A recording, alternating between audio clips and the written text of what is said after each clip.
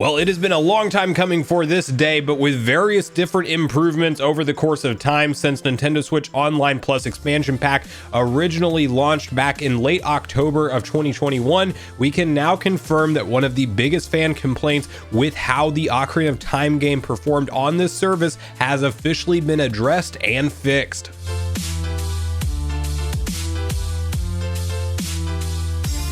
What's up, Nation? If it's your first time on the channel, make sure you join Sunbro Nation by subscribing below, hit the like button on this video if you enjoy it today, and make sure you turn on your bell notification icon so you're kept up to date with all the newest gaming news. Now, today's video, guys, I am very hyped to make, as at the time of filming this, it is actually late Thursday night. It'll most likely be airing early Friday morning, but I do want to share some fantastic news, as surprisingly, Ocarina of Time got a behind-the-scenes upgrade when Majora's Mask did indeed go live, which is also interesting in and of itself because normally Nintendo of America tweets out the minute that game is available. At the time of filming this video, it's been available for like 30 minutes and there's still no tweet officially confirming that the updates have gone live. Maybe they're trickling them out in different time zones, but regardless, there was a big emulator update that did go live, which brought the N64 app to version 2.0, and there are some very noticeable changes specifically with Ocarina of Time. You may remember that we speculated in a previous video that because the Majora's Mask trailer appeared to have fog rendered in correctly,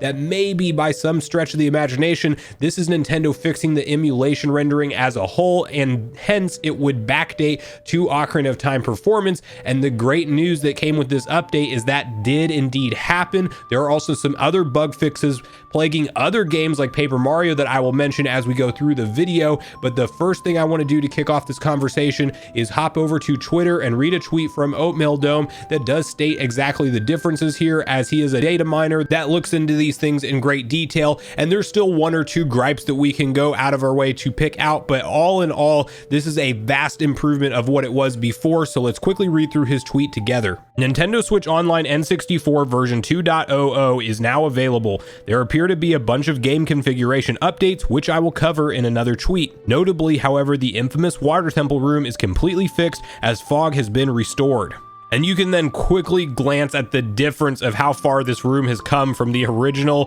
screenshots that surfaced that had all of online talking when they saw this iconic room and realized that indeed it was entirely broken, not to mention, and we will talk about input lag here in a second as well, the combination of numerous problems that people realized of this fan classic that people hold on such a high pedestal. You don't want to play it in an unfinished or broken state, and so I think it was the right thing for fans to speak out and say it's unacceptable. Now, one thing, if you do compare this screenshot in the water temple room directly to what it looked like in the GameCube version, where it was, of course, ported over as a ROM and emulated through the GameCube disc, there's still some reflective features missing in the water itself, as it just doesn't look quite as clean as what it did there, but it is getting significantly closer and significantly better as we walk forward in time. I will then also quickly reference a user by the name of GamingBoy256 who actually posted in this thread that also includes a screen grab that mentions that Paper Mario also used to have a bug where if you died with Watt as your partner, it would crash the app, but now the bug has been patched.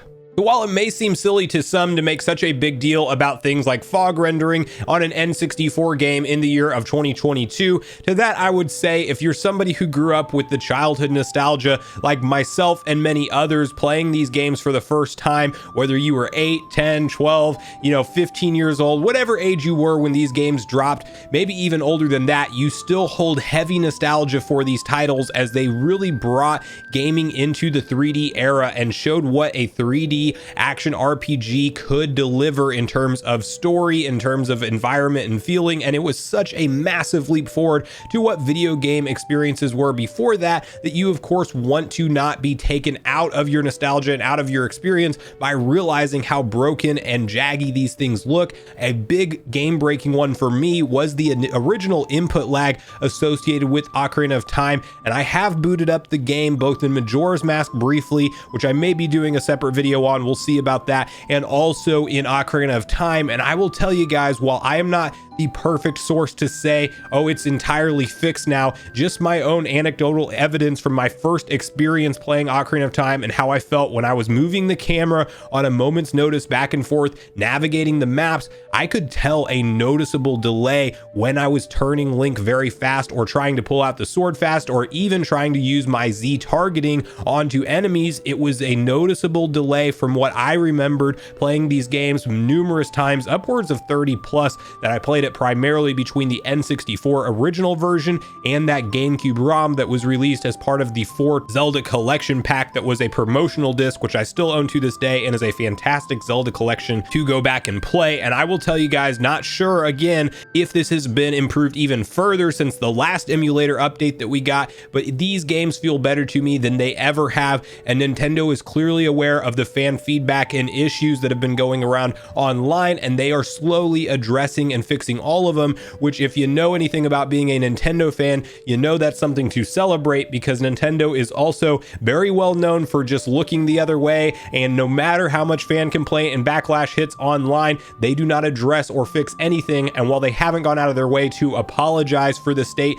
that these games originally launched in, it is at least, at the end of the day, good news to celebrate together when we do see them address these issues and truly make the service start to slowly become worth that $50 annual asking price over the course of time, with fixes like these, and of course with additional value adds, like most recently the Mario Kart 8 Deluxe DLC pack being included in as part of this service. It is becoming more and more worth it. Now, one thing that I will have to see if Nintendo announces, it may already be announced at the time this video goes live, but it also might not. And an interesting thing is we still do not know what the March Nintendo 64 game is, and I'm hopeful that there will be a March Nintendo 64 game. I still think there will, because so far, since we've been getting these updates, it's been one game per calendar month. But of course, since we are so new into this, there is no guarantee, and a big way that Nintendo could drop the ball, in my opinion, is not sticking to a consistent update schedule and just randomly skipping a month like March. But I will not get all up in arms about that right now. I still think we need to give them time to roll out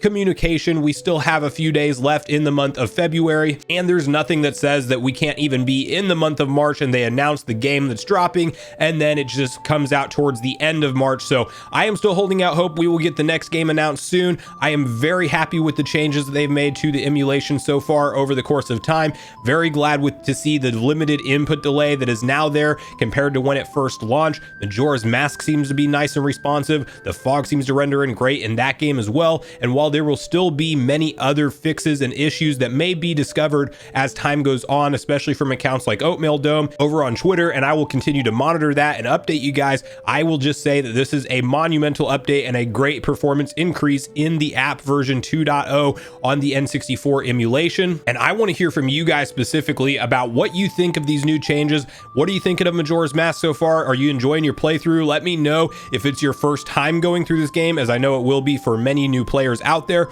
or if it's one that you have fond memories of and you're excited to hop back in and check out. Also tell me if you notice these very big differences in the fog rendering, as not even just the water temple. I'll have footage on screen of me looking in Kokori Forest, which was a big deal that you could previously see the Deku tree in the background, and that has now been addressed. So this is a win on all fronts for me, but I do want to hear from you guys if it is as big of a deal to you, if you are happy with the direction that Nintendo is slowly pushing this service, and if it's becoming more worth that $50 annual asking price in your mind, or if you're somebody that still lands on the other side of the fence and thinks Nintendo needs to add a lot more to the service to make it worth that annual asking price point. And bonus question, let me know if you want to see a monthly subscription option for the expansion pack as well, because I would personally love to see that, as it's just a far more consumer friendly move for them to do. But please share all your thoughts and feelings on all things Nintendo Switch Online Plus expansion pack and these new updates around the Zelda games in the comments down below before you leave the video, as I do look forward to getting a back and forth conversation started with you all around this topic. Make sure you check out yesterday's video if you haven't already, where we discuss gaming subscription services